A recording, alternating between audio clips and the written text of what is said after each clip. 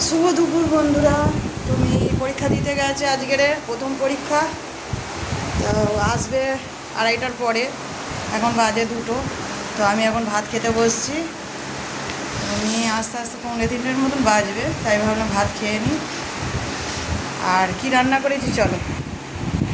দেখো আজ করেছি, দেখো শাক ভাজা, কলমি শাক ভাজা, যেটা আজকের মেজ দিয়ে আমি মাঠে গিয়ে তুলে এনেছি, তারপরে এসে রান্না করেছি।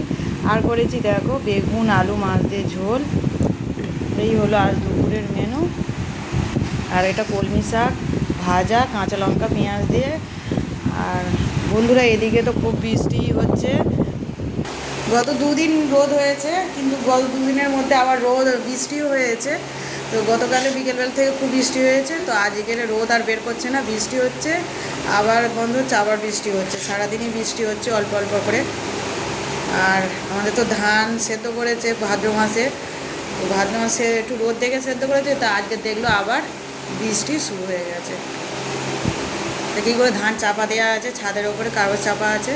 যদি রোদ বের হয়, আজকের আর মনে হয় না তো আর রোদ বের হবে, যদি কালকের রোদ বের হয় তাহলে দিলে দেওয়া হবে।